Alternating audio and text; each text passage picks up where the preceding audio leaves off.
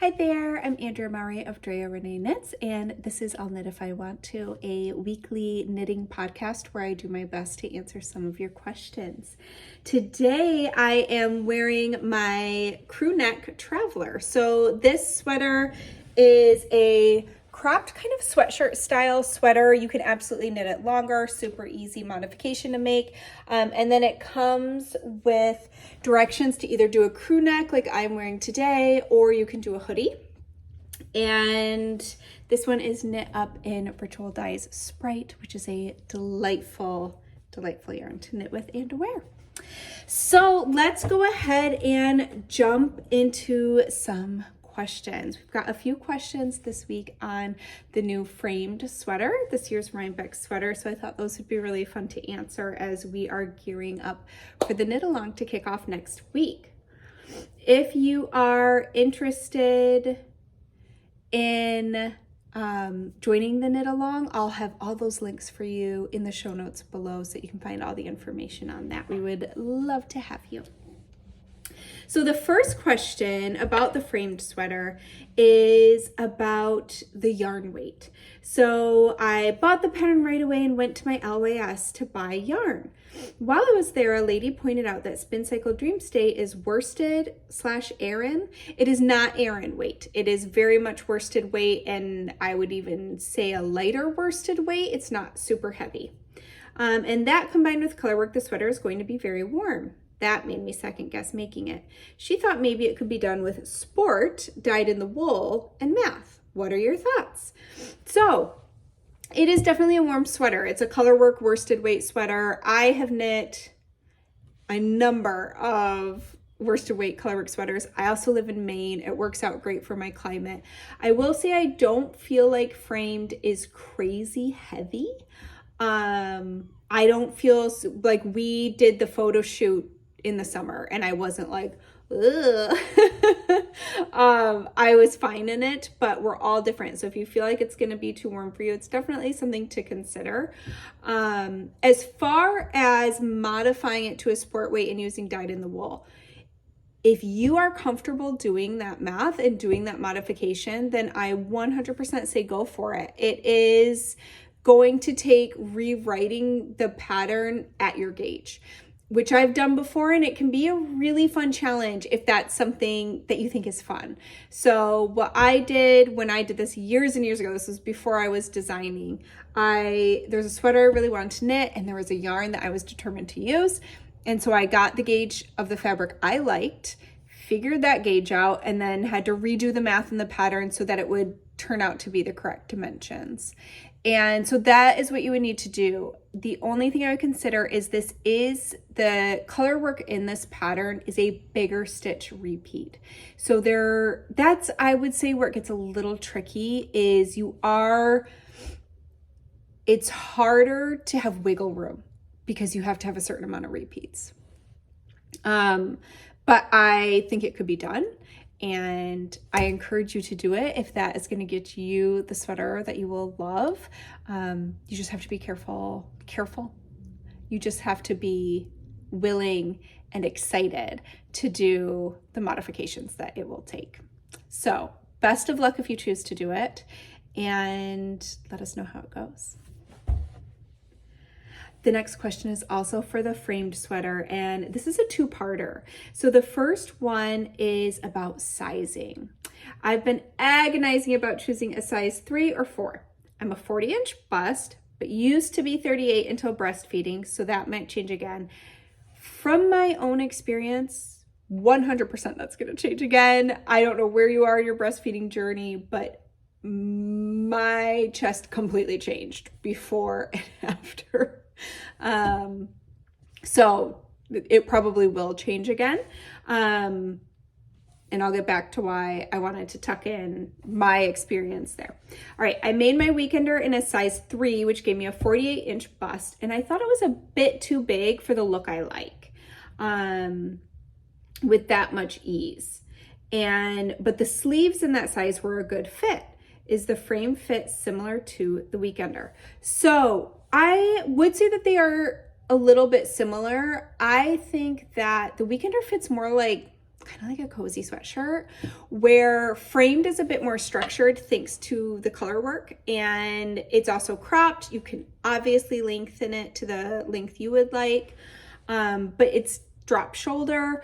The drop shoulder is a bit different because I do kind of like I have here on the Traveler, where I carry the body down a little bit, so that is a difference. And yeah, I would definitely say there's similarities in fit. There's also differences.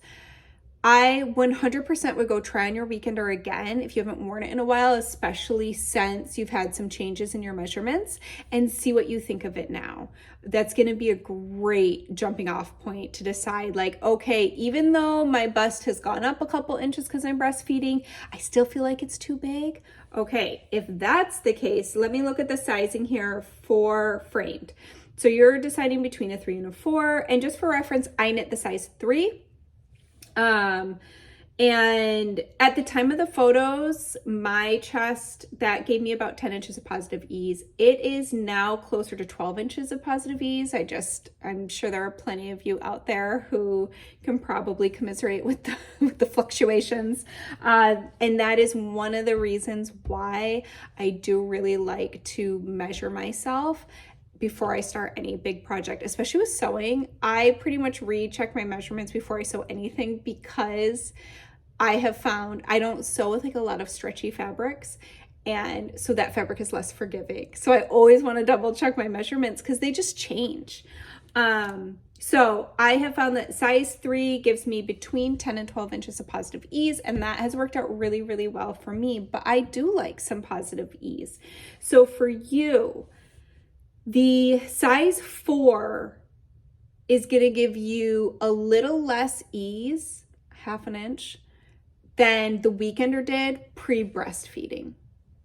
So there's a little bit of a glimpse of like, okay, if you found the weekender to be a little too big for your liking, I'm guessing that the size 4 is going to fall into that same camp for you.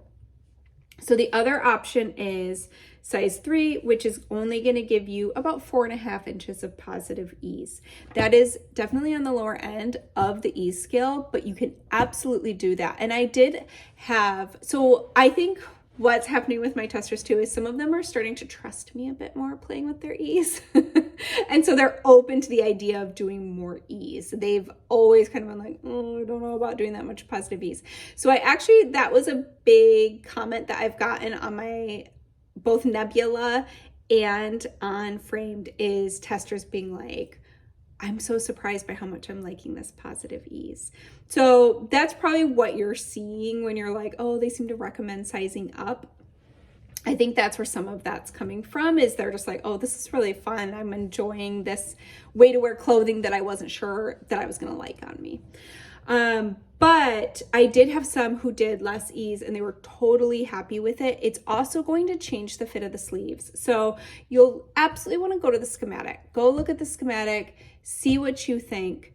But by also going for the size 3, that sleeve isn't going to have as much positive ease either, which would make it a little bit more similar to the Weekender. It's not going to be as slim fit as the Weekender. The Weekender had pretty slim fit sleeves. This has more oversized sleeves. But again, going with the size 3 is going to get you closer to that. And so my gut tells me size 3 might be a good option. Especially because chances are well, I don't even want to say chances are. What happened for me post breastfeeding is my bust went down significantly because they just completely change. And gravity plays a different role and things like that. So even if like your cup size stays kind of similar, the measurement when you do this might not be. So again, I think having a little less ease might work out pretty well, especially if you don't love an oversized fit. So there's some of my thoughts on that part. I hope that's helpful. It's such a personal thing that I can kind of only give you my thoughts, but I hope it helps. All right, and the second part is you were curious about color dominance, and this is such a great question. So you noticed that the motif switch which color is dominant every other square. And the question is, did you switch which color you held dominant every other square or keep it the same? I kept it the same. Also, if the contrast color is dark and the other color white, I've heard sometimes best to let the white color be dominant for an even look, since visually the dark color will pop more anyway. I had never heard that. That's so interesting. So I hadn't heard that about the light and dark, but so fun to check out. At the end of the day though, it's just not gonna matter, I don't think, because every other square is literally like the negative of the one before, right? So personally, I just picked one to be my like main color and one to be my contrast color, and I just stuck to that. And I didn't fiddle around with changing over color dominance. And I love how my fabric turned out and how my color work turned out. I don't notice a big difference between squares. That's also me. I think that there are people out there who are very into stranded color work, and they might notice those little things more than I do. So one of the things that you ended this question with was, I'm guessing the answer to that is multiple swatches to compare. So that's totally up to you. I think that if you like to get into the nitty gritty with that, yeah, do some swatches and see how you feel. But I think even within your own swatch, what you could do is switch the color dominance. Like, let's say with those quilt blocks of the motif, you did like a 4x4, or I'm sorry, like a 2x2, so that you had 2 rows, of the, I'm struggling. You did one full chart. That's what it's going to end up being, is one full chart. But for the first half, you could hold one color dominant on the bottom section. For the second half, you could switch it, and you could just see, like, is there, because then you can just fold it in half and be like, okay, do I prefer one over the other? But I don't think it's going to matter significantly. So best of luck. All right, third question. Y'all, I forgot to bring my water up today and I'm missing it. Okay, I've made so many of your sweaters and I always hit gauge first try, so I stopped swatching. Then I made the nebula with fingering and alpaca and finished the body and sleeve and realized I was way off. When swatching, I was initially really distressed about the needle size I needed. The fabric looked so open and sloppy, but now the sweater body looks great. Is there a rule of thumb for how many is too many needle sizes to get gauge before the fabric becomes icky? How do I know what the designer was going for, or do I just base things on what I like?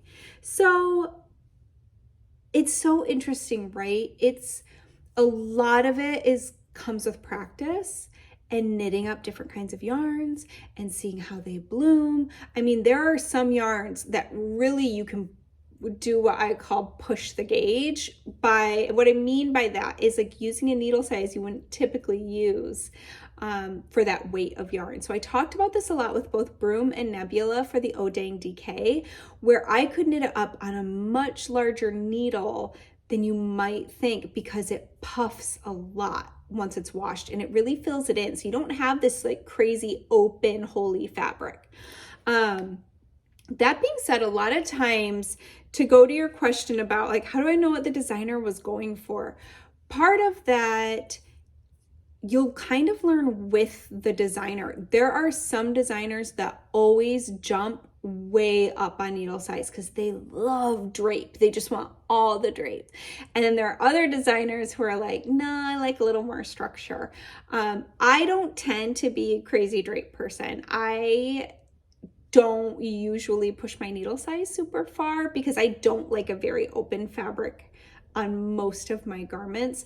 I also don't want to weaken my fabric and have it wear out sooner, which can happen. The looser the gauge we knit at, the less we're stabilizing the fabric we're creating, which when you want a certain outcome is fine, but you definitely wouldn't want to do it for socks. You know, it's one of the reasons why we knit socks on such small needles is because by knitting it at a tighter gauge, we're reinforcing that fabric.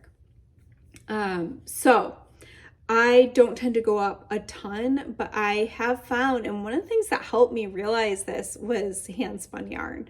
Sometimes hand spun yarn just wants to bloom like there is no tomorrow. Like it's just like, it just wants to puff right up. And so sometimes I would get my specs for the yarn I'd spun, and I'd be like, oh, okay, this is a sport weight yarn. So I would immediately default to what I would use, what needle size I might use for the typical sport weight mill spun yarns that I like to knit with. And what I have found with my hand spun is generally I actually do have to go up a needle size or two because it just blooms a lot. And it's probably my fiber choice. So practice and try out different yarns over time is going to start to teach you like, oh, these yarns tend to puff and bloom a lot. So they like to be knit at a little bit of a larger gauge. These yarns don't. And so if I knit these on too big of a needle, they're going to look more open and I don't care for that.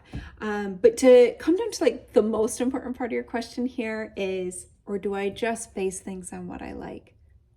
What you like. What you like is important and should absolutely kind of be the winner chicken dinner of the decision-making process, because if you don't enjoy knitting the fabric, if you don't enjoy wearing that fabric, why make the thing? So you do want to keep it to something that you really like and enjoy, but be open to being surprised. And it sounds like with this combo, you had this wonderful surprise of like, you were worried that it was gonna look sloppy, and then you see the body of the sweater and it's like, oh no, this is beautiful. So swatching is really what's gonna help you determine so that you don't wanna knit the whole thing up and be like, ooh. So swatching is what's gonna tell you, ooh, I like this fabric, or no, I don't. And if you're ever between projects, sometimes it can be really fun to just grab some yarn and do some swatches at different yarn needle sizes and kind of explore that and see, what do I like? All right. Next question. I love the way a lot of your bottom-up drop shoulder designs cast on at the underarm in order to get a deeper drop without an equally wide body. Is there a reason this can't be done top down? So what this person's talking about, you can actually, of course I'm wearing a black sweater, so it's a little harder to see. I'm gonna try and focus on my arm. But the body of the sweater actually goes like this down the sleeve. And I do that by casting on stitches, and it helps carry the body of the sweater further down the drop, which I like. I just think it gives it a nice polished look. So is there a reason this can't be done top down? I was thinking it would just be a sewn bind off in the underarm before joining in the round, but I haven't seen any patterns with that kind of shaping for top down. So I was wondering if there's a design reason it's only ever in bottom up. No, you could absolutely do it top down. Yeah, you would just bind off stitches instead of casting them on. 100% could be done top down. I just prefer to knit drop shoulder sweaters bottom up. It's just one of my little quirks. It's just how I like to knit them. All right, last questions for this week. I love the new framed sweater. It looks like the body is worked in the round and then flat once it splits for the arms. I'm nervous to try stranded color work knit flat. Do you have any tips for flat color work? Would this be an okay pattern to try inserting a steek at each armhole? And do you have any other advice? So I do think that this is a fine one to try flat stranded color work. I have a video. Let me see if I can get a link for that. So really my best tip, and it goes for color work no matter how you're knitting it, is to always stretch out the stitches on your right hand needle to determine how long your float needs to be before then working the next stitches coming up on your left hand needle. And I do that regardless of if I'm knitting or purling. Take it slow, try not to rush it, and just enjoy the process. Don't stress out about it too much because that might show in your tension. And I personally think I'd rather have a bit too long of a float than too short of a float. So if that's helpful at all, what happens when we wear a sweater is a lot of times the floats kind of shimmy into place. I mean, we don't want them crazy, crazy long because that's going to affect how the color work looks. But if they're too tight, there's just nothing you can do about it. You know, then it's just too tight and you're gonna have puckered color work.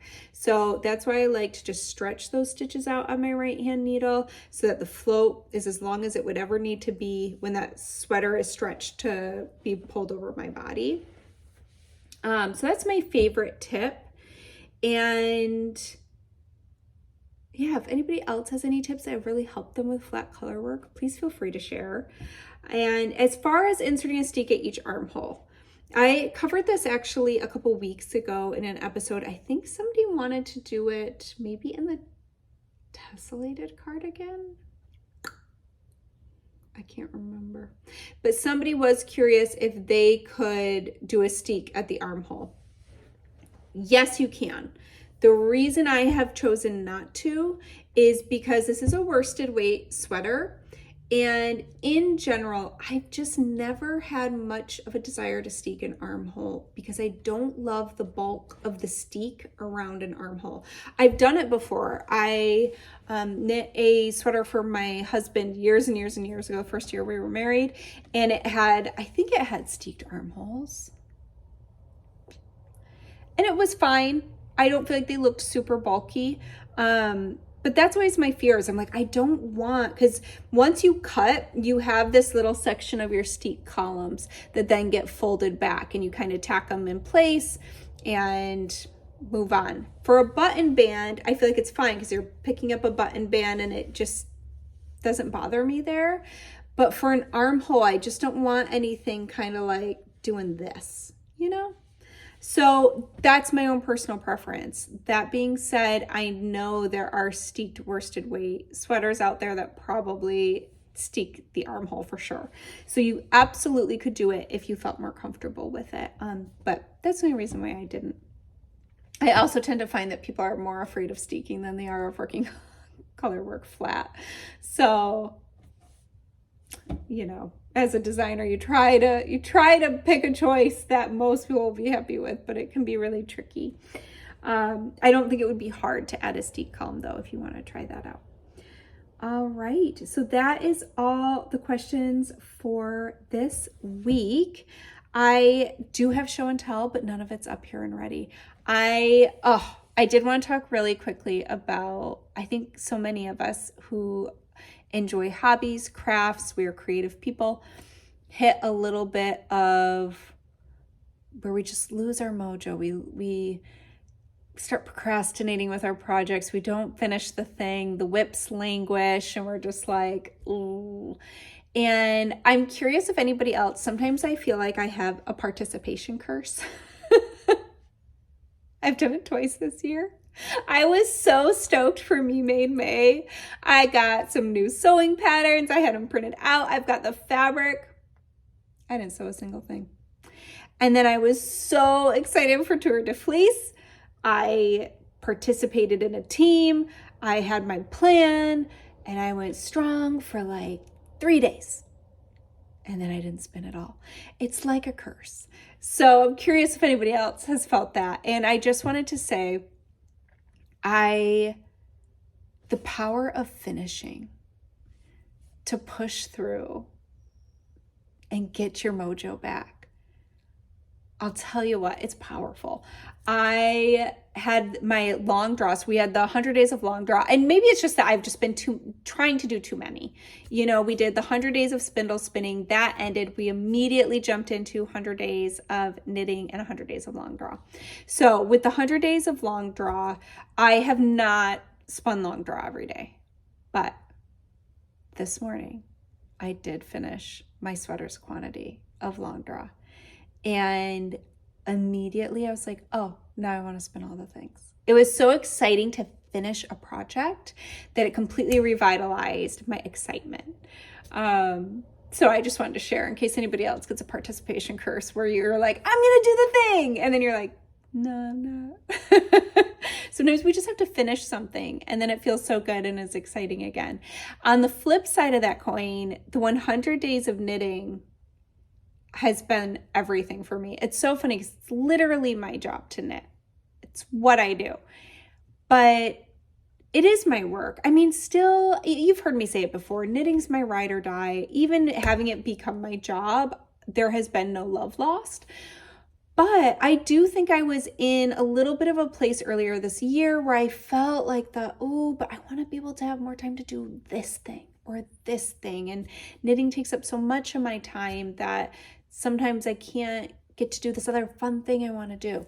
And so the 100 Days of Knitting Challenge really did spark like the ooey gooey feelings again for me of, I just love it. I just love knitting. And so that's really what I've been spending my time doing. I actually have I have 3 patterns completely done. 2 are in testing. One's about to go into testing. And then I have one I'm almost done with. So I've got 4 new patterns. And I've knit them all within this knitting challenge and then some.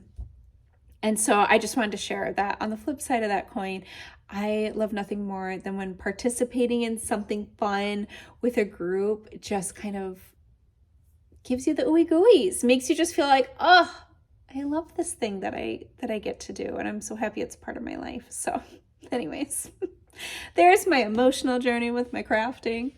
Maybe you can relate.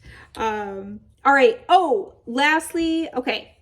We have the Rhinebeck Knit Along. It's kicking off July 30th, but this Saturday at noon on Instagram, I am jumping onto an Instagram Live with Spincycle Yarns and the Farmer's Daughter Fibers. We are going to chat about the origins of their new yarn, Spinster's Daughter Worsted, and the framed sweater. So just a fun way to start getting excited for the knit along. The forums are open. You can already jump in. You can share photos. You can cast on. You can start. But we always push out the start date a little bit so people have a chance to pick yarn and don't feel too like, oh, I gotta hurry up. So that's why it officially kicks off July 30th, but they're already open. Feel free to jump in. But we would love to see you Saturday. If you can't make it at noon, we know weekends are tough. So we'll definitely save it and post it to the grid so that you can check it out later if that interests you and you want to hear about kind of where the sweater and the yarn came from. And we're going to be doing a few of those. So that's one of 3 that we're going to be doing. So anyways, I hope to see you there.